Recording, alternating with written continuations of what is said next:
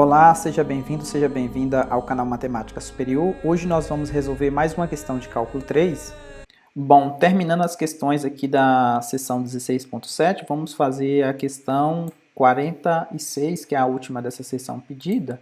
Aqui na questão 46 da 16.7, pediu para usar a lei de Gauss para achar a carga dentro de um cubo com o vértice mais ou menos, o x, né, mais ou menos 1. Aqui o y também variando de menos 1 até 1 e o z também variando de menos 1 até 1. O campo elétrico é dado esse radial aqui, né, x na direção y, y na direção j e z na direção k. Lembrando como é que dá a lei de Gauss, né? Aqui na teoria temos uma fórmula que fala a respeito da carga, né, acumulada, que é dada através dessa fórmula aqui, tá vendo? Você tem um fluxo elétrico gerado por esse campo elétrico, e aí a carga total englobada por essa superfície é a integral de superfície desse campo, ds multiplicado pela constante chamada de permissividade no vácuo. Então a gente vai utilizar essa fórmula aqui. Como está no cubo, o que eu fiz? Eu fui aqui e dividi o meu problema aqui em 6, na verdade, superfície. Eu fui lá no GeoGebra e montei a superfície S1, que é essa aqui de cima, S2 aqui do lado, S3 aqui no lado esquerdo aqui, não, S3 aqui na frente, S5 lá do lado, S4 no chão e S6 lá no fundo, lá do Y positivo. Aqui é o eixo Y, aqui é o eixo X.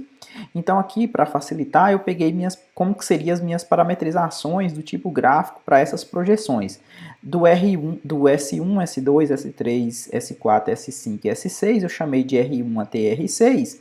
Aqui observe, por exemplo, esse topo aqui. O que é esse topo? O x e o y fica sendo ele próprio e o z ele fica constante no 1. E o x e y varia de menos 1 até 1, você vai fazer esse quadrado aqui, que é essa tampa aqui em cima. O S2, quem que é o S2? É essa azul aqui, ó. O y, o x ele está fixado no 1, tá vendo? O x está fixado no 1. O y e o z está variando entre menos 1 e 1. O S3, quem que é o S3? É essa parte aqui da frente, ele está o quê? O y vai estar fixado no menos 1 aqui, ou seja, o y fixou no menos 1. O x e o z ficou livre. O S4 é o fundo lá embaixo, ou seja, o z está fixado no menos 1 e o x e o y está variando entre menos 1 e 1. O S5, essa aqui é a parte negativa do eixo do x, então o x está fixado aqui no menos 1 e o y e o z está livre. E por fim o S6, que é aquela parte lá do y positivo, ou seja, o y está fixado no 1 positivo e o x e o z está livre. Bom, aqui é a fórmula que a gente vai utilizar. E aí, para poder calcular as integrais de superfície, eu preciso do vetor normal. Então, o vetor normal aqui, como são planos paralelos aos planos coordenados, então aqui a gente vai pegar um representante mais simples possível. Por exemplo, esse primeiro aqui, a gente pode pegar o quê? Como ele vai ter que estar apontando para fora, então a gente vai pegar, por exemplo, 001. É um representante que estaria apontando na coordenada 1 positivo de z aqui para cima, e seria um representante. Aqui, o que a gente poderia pensar? Você pega e zera, como ele tem que ser aqui o plano z, y, então o x aqui seria 1 e zeraria o restante. Eu fiz aqui mais embaixo para esses vetores normais, tá vendo? Eu reescrevi alguns deles aqui para vocês entenderem melhor. Aqui eu coloquei o desenho, por exemplo, do S1 aqui para cima, né? 001. Vendo o S1 aqui, ó, 001. O S2, que é esse camarada aqui apontando para cá, ó, seria o 100, tá vendo? O X seria 1 positivo e zeraria o Y e o Z. O S3, quem que é o S3? O S3 essa é a parte aqui, ó, essa face aqui do cubo, ou seja, 0 para X, 0 para Z e menos 1 para Y, né? Porque eu estou apontando para cá, né? A parte negativa do eixo Y está para cá e a parte positiva do eixo Y está para lá. O S4 é o chão aqui, ó, então seria 00 menos 1, apontando para baixo.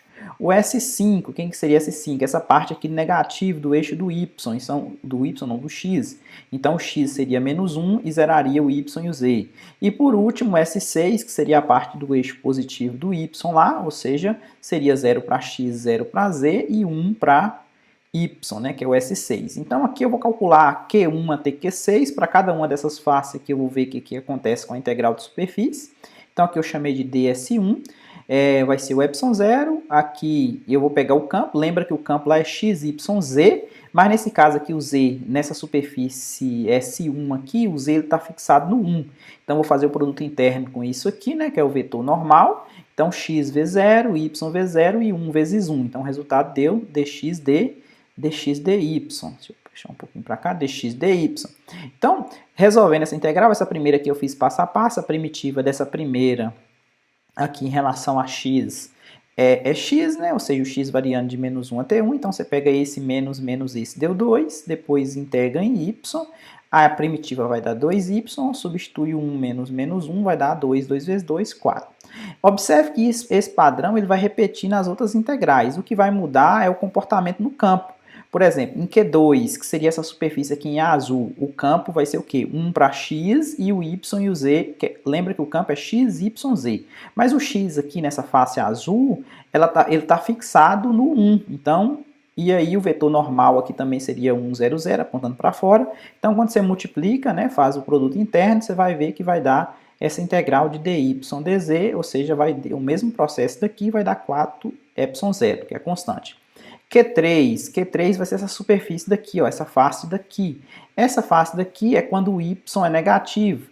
Então, o campo vai ficar o quê? X, o y vai ser menos 1, vai estar fixado no menos 1, e o z vai ser ele próprio. Fazendo o produto interno com o campo, né, normal a ele, 0 menos 1, 0, vai sobrar menos 1 com menos 1, deu 1 positivo, ou seja, deu 4 ε0 de novo. Q4 seria o chão aqui, ó. O chão aqui, o campo vai comportar como sendo x, y, e o z vai valer menos 1. Menos 1, o vetor normal 0, 0, menos 1, quando faz o produto interno também dá 4 ε0. Q5 é o pessoal aqui, ó, quando o x ele vale menos 1, essa face daqui, ó. Então, quando o x vale menos 1, ó, menos 1, y e z, o vetor normal menos 1, 0, 0, quando faz o produto interno, deu menos 1 com menos 1, deu 1 positivo, também deu 4 ε0.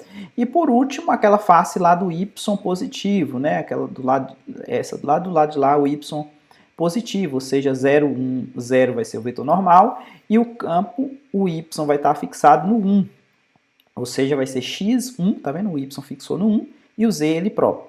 Faz o produto interno, 1 vezes 1 deu 1, então deu 4 ε0. Então, quando você soma tudo, né, soma todas as cargas, você vai obter 24 ε0, beleza? Espero que você tenha entendido. Se gostou, deixa um like aí, compartilhe com os colegas e até a próxima.